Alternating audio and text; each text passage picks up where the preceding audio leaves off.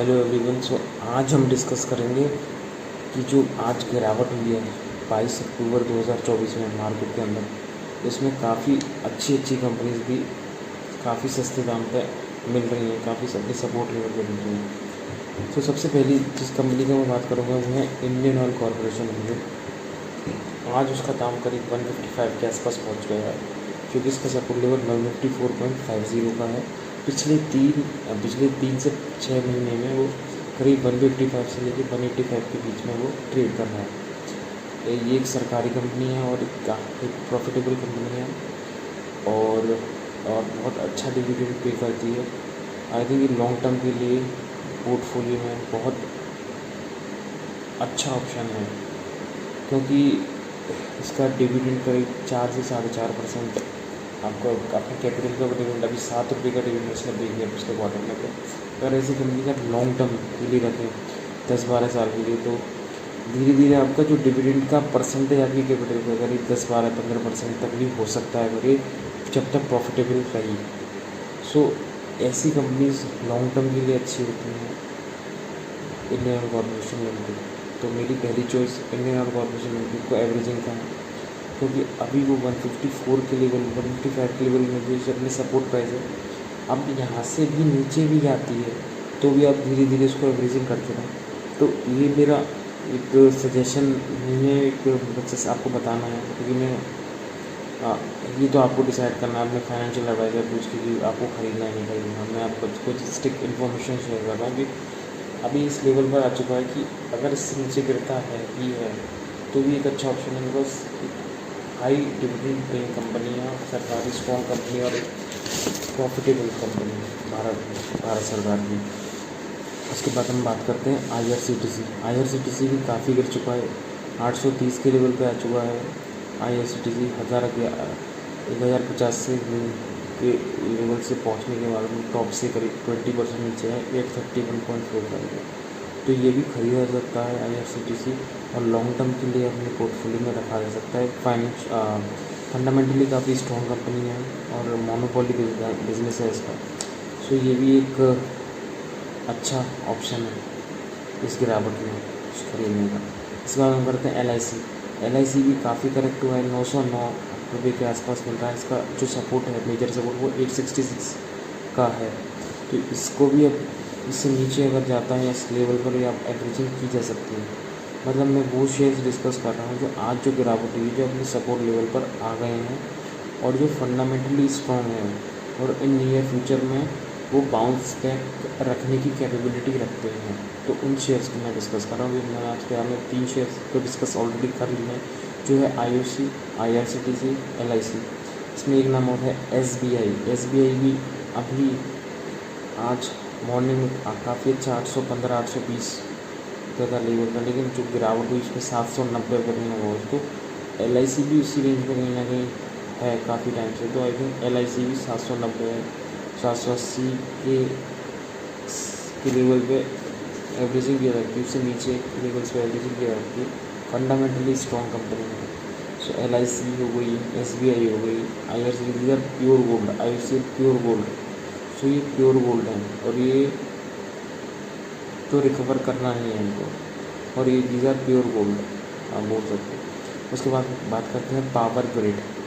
ये भी एक बहुत अच्छी सरकारी और प्रॉफिटेबल कंपनी है सरकार की। ये पिछले 3-4 महीनों से करीब 340, 335, 330, 345 इसी रेंज में ट्रेड कर रही है, और ये 365 का इसका हाई भी लगाया है इसमें। और इस गिरावट में भी बहुत ज़्यादा ही गिरी नहीं, 340, 338, 322 पे पहुँची थी, वो 3% ही गिरी है।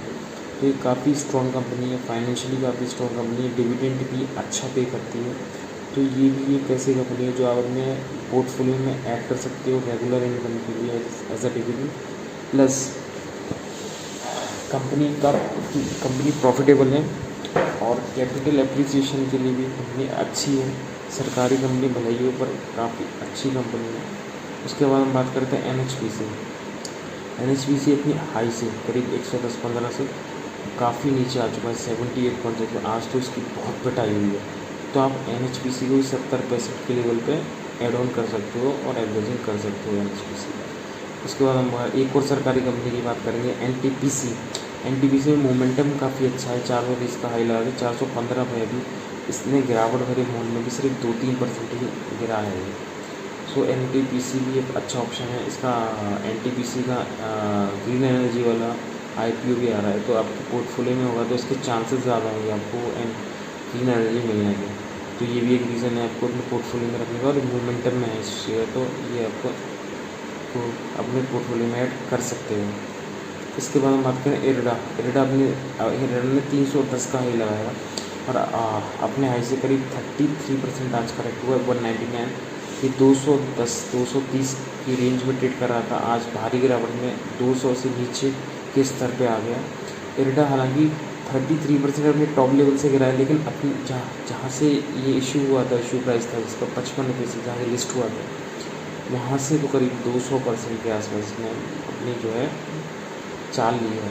तो इसमें धीरे धीरे एवरेजिंग करनी है। इरडा जो है आपकी रिन्यूएबल एनर्जी को फाइनेंस करती है, रिन्यूएबल एनर्जी को, तो इस वजह से फ्यूचरिस्टिक कंपनी है, फ्यूचर में ग्रो करेगी, डेफिनेटली ग्रो करेगी।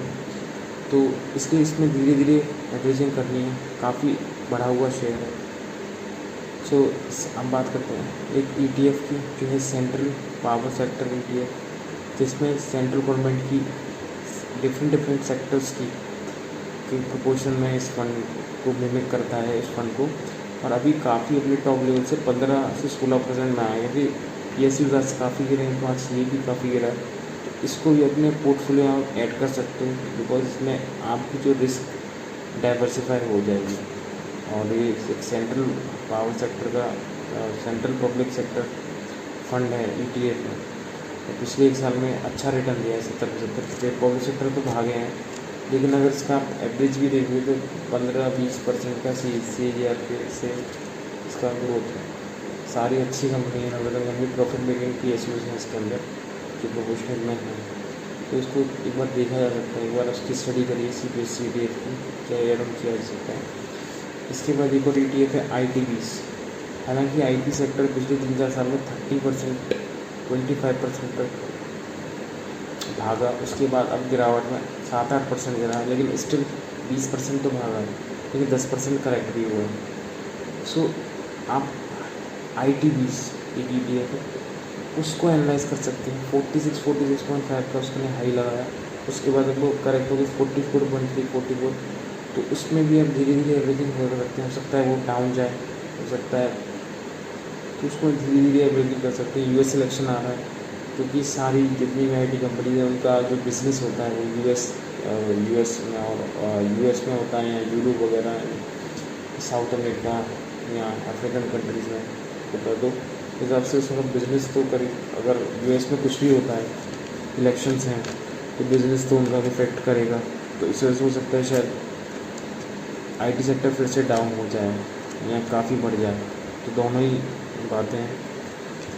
तो उसमें आपको एक बार स्टडी करनी पड़ेगी कि थोड़ा थोड़ा एवरेजिंग करके आपको उसको चलना पड़ेगा। पर ETF है तो बहुत ज़्यादा रिस्की नहीं है, करीब 8 या 10 कंपनीज है उसमें, सो आपका रिस्क जो है वो डाइवर्सिफाई हो जाता है। तो इसलिए आई थिंक ITBs एक अच्छा ऑप्शन है अगर आपको रिस्क को मैनेज करना है तो। उसके हम बात करते हैं शुगर कंपनी डीबॉल, धामपुर बायो ऑर्गेनिक लिमिटेड। ये जो अभी ट्रेड कर रही है 127 रुपये के आसपास ट्रेड कर रही है, और ये अपनी बुक वैल्यू से नीचे है। और अभी इथेनॉल का भी सरकार ने बोल दिया है प्रोडक्शन कर सकते हो, तो इस पर्पज़ मुझे अच्छी कंपनी लग रही है, बुक वैल्यू से नीचे है, तो चांसेस लॉस के थोड़े कम हैं, और प्रॉफिट मेकिंग कंपनी है, तो आई थिंक डीबॉल रखी जा सकती है। बहुत लंबे टाइम से कंसोलिडेट कर रहा है 125 से लेके 160 की रेंज में, तो ऐसी जो लॉन्ग टाइम के ऐसे कंसोलिडेट करते हैं शेयर्स, तो उनके चांसेस ब्रेकआउट के ज़्यादा रहते हैं, और प्रॉफिटेबल कंपनी है। और इथेनॉल का तो सरकार तो जोर भी दे रही है, तो इसलिए आई थिंक ये शेयर एक आपके रडार में रखा जा सकता है, और उसमें आप थोड़ा बहुत बाइंग कर सकते हो। उसके हम बात करते हैं gateway district park. Gateway district park एक लॉजिस्टिक कंपनी है, और इसमें जो DINFIs की जो होल्डिंग है वो काफ़ी ज़्यादा है, करीब 60% के आसपास है, और एक बार आप डेटा चेक करना पड़ेगा, 50% के आसपास तो है ही। और ये काफ़ी ये शेयर पिछले 1-1.5 महीने में 25-30% करेक्ट हुआ है। FIDI की होल्डिंग अच्छी है, तो ऐसे में इसमें चांसेस ज़्यादा हैं कि नियर फ्यूचर में ये आपको कुछ अच्छे रिटर्न्स दे। तो आई थिंक मुझे लगता है गेटवे में धीरे धीरे करके 82-83 के लेवल से धीरे धीरे करके इसमें एवरेजिंग करनी उचित रहेगी, जिससे कि नियर फ्यूचर में कुछ रिटर्न्स आपको मिल सके। फिर हम बात करते हैं एवेंटल एक डिफेंस की कंपनी है, टेलीकॉम कंपनी है, डिफेंस सेक्टर में काम करती है, ग्रोइंग कंपनी है और एक अच्छा बिजनेस है इसका। तो काफ़ी अच्छा इसने रिटर्न्स बना कर दिया अपने निवेशकों को। तो Avantel I think growing company है, इसके बारे में स्टडी कर सकते हैं, इसके फंडामेंटल्स के को स्टडी कर सकते हैं कि काफ़ी अच्छी कंपनी है। बाय ऑन डिप्स की स्ट्रेटेजी इसमें मैं देता हूँ एवेंटल में। अब टाटा समूह की कुछ कंपनीज़ की बात करें, जैसे Tata power, Tata motor, Tata steel, Tata tech. Tata power की आज बात करें तो 435 के लेवल पे कहीं ना कहीं आ गया, तो 435-425 के लेवल पे काफ़ी बार पिछले 4-5 महीने में आके बाउंस बैक, फिर वापस से 425, 15, 10, 410 तक आ गए, फिर उसने 460, 480 लगाया। तो एक अपने सपोर्ट लेवल पे है टाटा पावर। तो टाटा पावर को भी 435 के नीचे अगर जाता है तो उसको धीरे धीरे करके एवरेजिंग करनी चाहिए। आई थिंक वो नियर फ्यूचर में आपको रिटर्न्स अच्छे देगा। बात करते हैं टाटा मोटर्स की। टाटा मोटर्स 900 के आसपास चल रहा है, 1120, 1140 का हाई लगा के अब वो 900 के आसपास है। तो मुझे लगता है 900 से नीचे अभी 900 के आसपास से ही आपको एवरेजिंग चालू कर देनी चाहिए। आई थिंक 900 से 800, 750 तक जाए तो एवरेजिंग करेंगे तो आपको इन नियर फ्यूचर हो सकता है आपको अच्छे रिटर्न्स मिले। टाटा की company, Tata motors, Tata power, दोनों ही अच्छी कंपनीज हैं और दोनों ही भरोसेमंद कंपनी है। इसके बाद करते हैं टाटा स्टील। 180 का हाई लगा के ये कंपनी 150 पे ट्रेड कर रही है और काफ़ी टाइम से 148, 162 के रेंज में ट्रेड कर रही है। अभी इसने बाउंस बैक करने की कोशिश करी 162, 162। इसके बाद फिर से इस गिरावट में मेटल सेक्टर भी काफ़ी गिरा, इसमें इसके 150 पे भी ट्रेड कर रही है। तो एक चांस है आप तो आप इसको अपने रेडार पर रख सकते हैं टाटा स्टील, और इसमें एवरेजिंग की जा सकती है। मैंने जितने भी शेयर आपको बताए हैं जैसे IOCL, IRCTC, LIC, power grid, NHPC, NTPC, IRDA, CPSE, DF, ITVs, डीबॉल, गेटवे, एवेंटल, Tata power, Tata motors, Tata steel, इन सभी में आप एवरेजिंग कर सकते हैं। काफ़ी गिरावट इन शेयर्स में हो चुकी है, करीब 10, 20-30% की इन शेयर्स में गिरावट हो चुकी है। कुछ में मोमेंटम अच्छा है और अच्छी डिविडेंड पेइंग कंपनीज हैं, सो इनको आप एवरेजिंग की जा सकती है। धन्यवाद।